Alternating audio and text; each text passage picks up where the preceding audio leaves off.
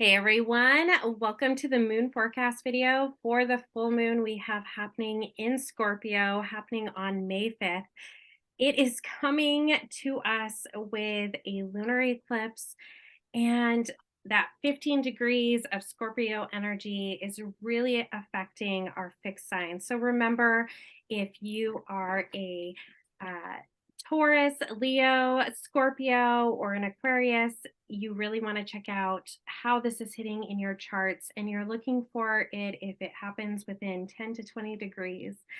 I'm Kendall with the Bohemian Tarot Girl and Wild Reawakening. Amy, give a shout out. Hi, I'm Amy with Wild Reawakening. I'm an intuitive energy coach, moon circle leader, and this is the time that we like to get together and talk about the incoming moon energies and see how you can use them to kind of align and flow and release with the energies so that you can live a more balanced life. Love it.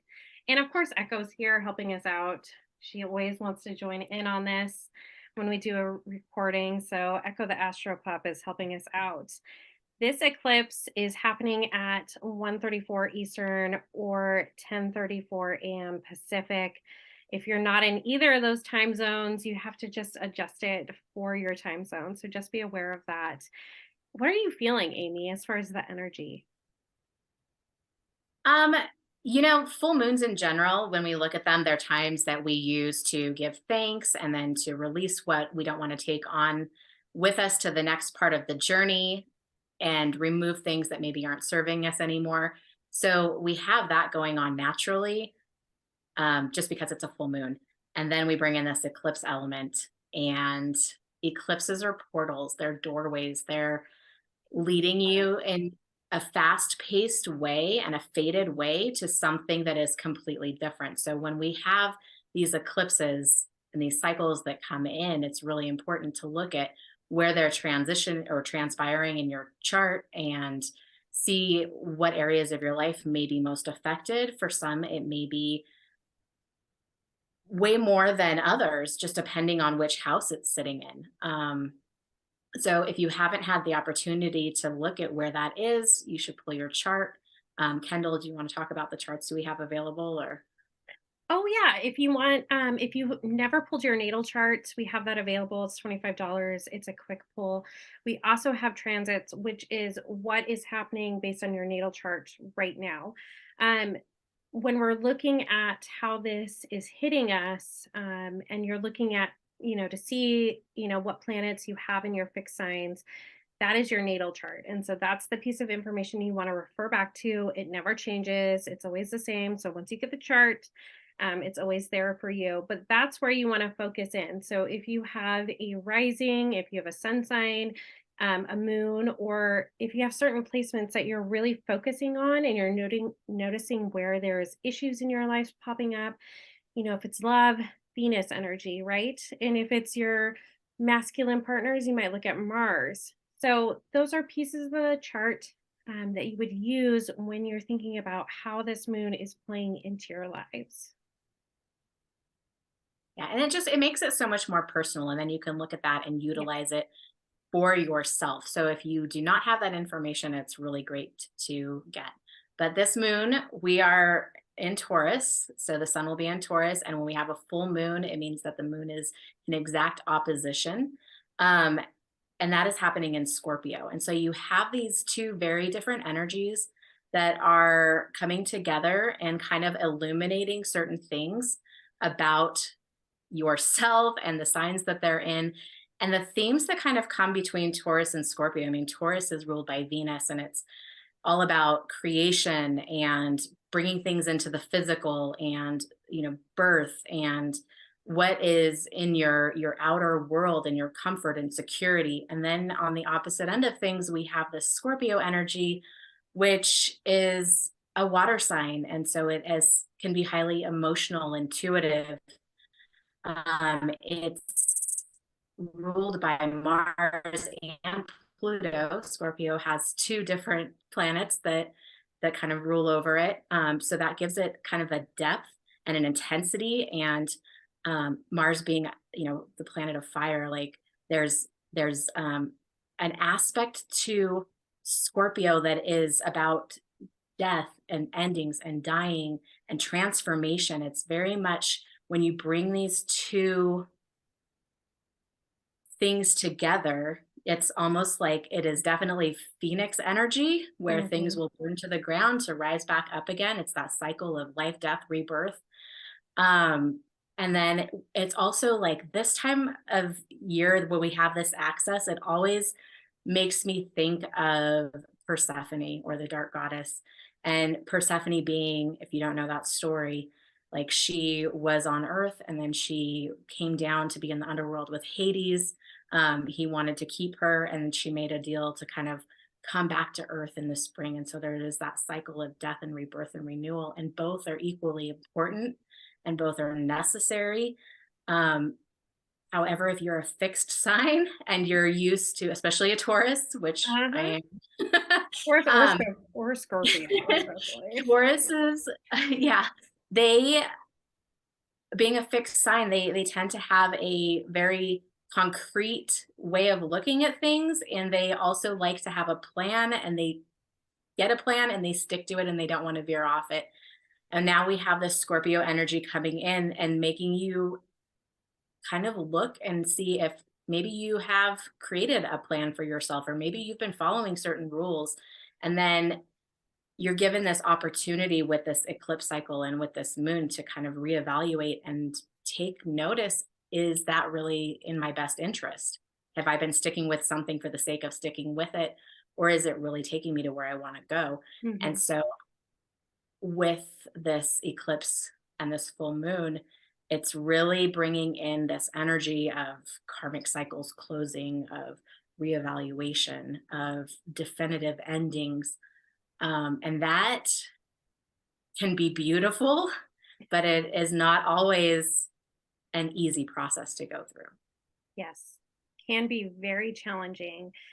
And when we're digging from, obviously our sun's energy is in the Taurus right now, and we have the moon coming to us in that Scorpio, that underworld. So that's asking us to really dig into those pieces, right? And bring those into our world. We have in October, it's October 28th, we have another lunar eclipse happening, and that will be in the sign of Taurus. And I really do feel like what we'll see happening through this time period is a transition of how we're digging into this underworld in ourselves, right? And bringing that into our lives. And that will be the culmination of that energy, that rebirth into the physical world will happen during that time period. So just know if you are stressed out or if things are happening and it seems like the end of the world to you, that it's really not. It's really coming and being brought out for the best possible outlook into your lives. Mhm. Yeah, we started these eclipses in this Taurus Scorpio axis in the fall of 2021. And so this is an energy that we've been working with and where we've been seeing great shifts in a certain part of our lives, depending on where it is in your chart.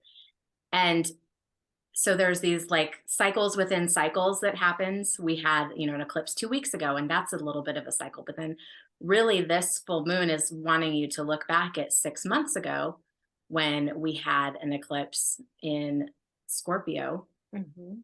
No, Taurus. It was another lunar eclipse in Taurus. And so 6 months ago, when we had that eclipse, there might have been something that came into your life where you had a realization about something, or you noticed that there was something that was not working or that was not in alignment with who you are anymore or where you want to be going. And it felt like there was some sort of shift that occurred at that time. And so you might just want to look and see and think back and maybe do some Mhm. journaling about how you were feeling at that time, what things may have transpired since then that you're feeling ready to either let go of or to move away from or to create better boundaries around. Because now this moon is coming in and this eclipse, and it's creating that final closure on that piece. It's definitely the Tower card for me. Um, or you can think of it, I guess, as like the rebirth, so like the death card in tarot. I don't, everybody thinks about it as a negative thing, but really you do need that rebirth, that piece of destruction in order to really step into your new life. So, although it can seem scary and something that you don't really want to deal with, it's really important to not ignore it, right? There really is beauty in rebirth. And so you need to take that time and do those journal prompts that we're asking you to do throughout the cycles. And I think it'll really give you some insight. You mentioned a little bit about journal and following up on that stuff. And that is really important pieces of the work. Even if you can take 5 minutes a day and just do a quick little jot down of what's going on in your life, how you're feeling, that way, when we're talking about the cycles here in the video, you're able to look back really quick and be able to spot those things, those changes in your lives, and be like, oh, I'm seeing a big transition in, where I live. I'm seeing a big transition in my job or career. So that can help you pinpoint where change is happening. And we really don't need to be scared of change. The more we push back on change, the harder it is for us. So it's important when we're going through this process and things don't seem amazing or great, just know that, the universe is working for our greater good. And it's just a natural part of the life cycle to have this energy where things are broken down and then there's this beauty and rebirth in it. So don't be scared, don't worry. Things are going to happen for the greater good of your life. Yeah, and personal introspection and reflection can really be one of your greatest and most powerful tools for self transformation, or Yes. for just like figuring yourself out or figuring out what you value, what's important to you. And I mean, I love I love journaling. Me too. And I love going back and reading and seeing the evolution from where I was to who I've become, or what I've created. And we've made it really easy for you. You can go to Wild Reawakening on Facebook, on Instagram. We are posting daily journal prompts. It'll take you less than 5 minutes, but it at least gives you a starting point if you don't know where to start. Mhm. And they align with where the moon cycle is and the energy of that moon. So you're really kind of tapping into some energies that are already naturally occurring. Yes, I think that's a great point. Let's talk about the other energy that's going on. So we have um this moon is in opposition to Mercury retrograde in Taurus. And how are you feeling about that energy, Amy? You know, usually, like, I'm kind of brace myself a little bit for Mercury retrograde, Yeah. and especially since it's in Taurus right now, which is my sun sign. I Uh, kind of I'm not want to jinx myself, but I kind of expected it to be a little more chaotic. But I feel like this energy right now is almost a gift because it's allowing me Agree. to, and everyone, not just me, it's not about me, but it's kind of allowing a little bit of a slowdown with these eclipses and this other energy that's coming in, to have the opportunity to digest what it is and to make really conscientious choices about what your future direction is going to be without having that pressure to act, because Mercury is a very fast moving planet, and when it is going direct, things can happen really quickly depending on the sign that it's in and what it's coming in contact with. So having this little bit of a slowdown, it's really great for reflection and um, over, going over things a second time, and really redirecting and making sure that, I think we mentioned this in the last video, that you're not building fast, you're building Yeah. solid and steady and permanent. Um, which just reminds me of like that fable of the man who built his house upon the sand versus the man who built his house upon the rock. Like, this is rock building time. And with Taurus, it's such a steady, solid energy that oh, I just had another thought. So, No, go um, for it. yeah, I was telling my friend actually last night, we were talking and she's known me forever, and about how things are starting to pick up speed and that Mhm. there's like this process that's happening, and how me being a Taurus, like there's, in typical Taurus fashion, I don't like to do anything fast. Mhm. And so it's good that I have someone like Kendall to come along with like the cattle prod and keep moving me forward and redirecting. So sorry, Kendall. I was talking about you last night, but like Kendall is a Libra, and even though we're both Venusian energy, like I like to do things at a slow pace, whereas she comes in and she's like, "We're gonna do this," and she gets really excited about it. And so it's good to have. Thank you for Yes. being there to get me moving. But Taurus energy in general is a very slow, methodical, purposeful energy. So Mercury in Taurus is not a very comfortable thing. So it is actually a gift that it is retrograde right now. Mhm. I like that. We also have this opposition to Uranus, and it's to me that's really about the subconscious mind really wanting and needing change. And so a lot of people would think about this in a really negative fashion, with this energy coming to the moon, but it's really asking you to dig deep into your subconscious, which I love because that is where we bring about change. If we don't sit there and recognize why we are avoiding or doing things in certain fashions and really evaluating our choices in life, then we're never going to make change, right? Because we can never consciously recognize what is happening.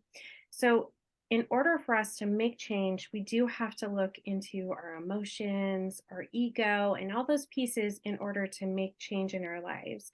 And so, this energy to me is giving us a little extra boost, right? We already have this moon in the Scorpio energy, and we have, this wonderful energy with the Mercury retrograde, and we need to use this in order to create that stable foundation. And part of that is actually looking at our subconscious and making sure that everything is in flow and that we're clearing the things that we need to clear. So be very aware during this lunar cycle what pops up and what you need to remove from your life. Part of the full moon is that removal process. So things that come up during this time, go ahead and clear them out of your life. It's all right to look back and realize that you've made certain choices in your life, or you've been affected by other people's influence in your life. Like, you think about money and you think about how your parents affected your view and values on money, and just being able to clear that energy for you. So I think that piece is super important. What other ones do we have going on, Amy? Oh, I just wanted to touch on Uranus a little bit because it Oh, is in Taurus, it's a 7-year energy, and we're in the middle of that. And it's currently Uranus is conjunct the sun, but also opposite the moon, but also conjunct North Node. So there's and Uranus is the planet of it's kind of like planet of revolution and removing limitations and doing things in a really unconventional sort of way. And that goes back to like that looking at maybe how you've been doing things is not the way that is going to be best for you. And so clearing those out with this moon is opening up this opportunity and this door to reinvent the wheel of who you are and what your life is going to look like. And it's not even so much stepping into something new, because we always talk about, well, clear out the old and bring something new. But yes. it's almost like this is a clearing out what's no longer beneficial so that you can return more to who you really are. It's kind of like a process of shedding and eliminating and coming back to your truest, most authentic, real self. Because that's one thing that I've noticed about when I think about Taurus and Scorpio and the signs and the people who are in them. Even though they're very different, I really think that they are the two signs who are very authentic. I mean, they can be stubborn and they can be kind of set in their ways And but there's a realness at the core of those two signs that can sometimes get covered up and masked. And so Mhm. um I just, this whole year, actually, I felt like the energy has kind of been asking people to come back home to themselves and be more of who they really are instead of what they feel they should be. I'm with you there. I think that's where we need to come back to is really ourselves. And we live in this society where so much is focused on our material possessions, and it's really driven us away from living in community and really being in our authentic selves. And to me, it's thrilling. Like, I think, I see people physically going through this process, and I think it's wonderful.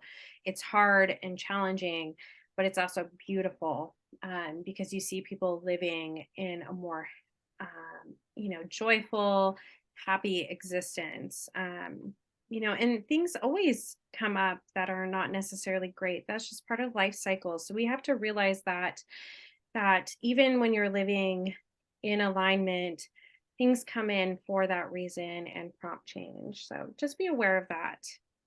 I recently And had I recently had a I was working with a client, and the topic came up of they felt really tired, but not like a physical tired. They were just like, I feel so soul tired and exhausted and depleted.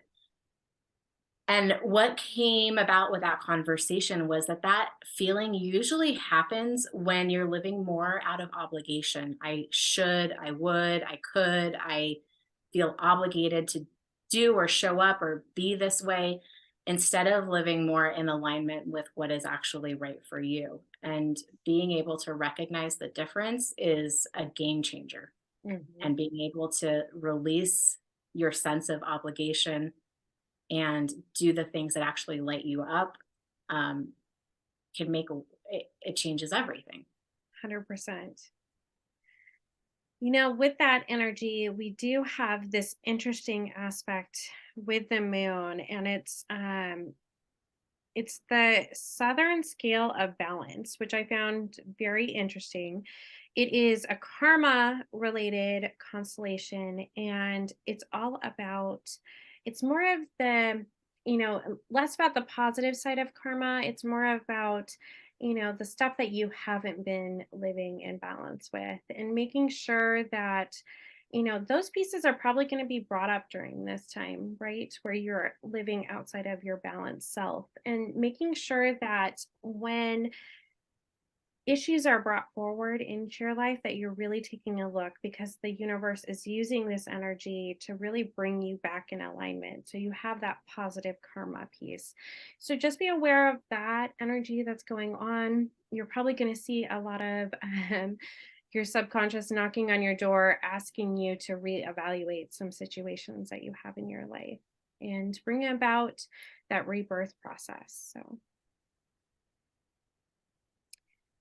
what else are we Absolutely. missing, Amy? I feel like. Um, we do have Mars, which is in Cancer. Mhm. It's still going through Cancer, and we have Pisces Cancer. in Neptune, or Neptune in Pisces. I always do that backwards.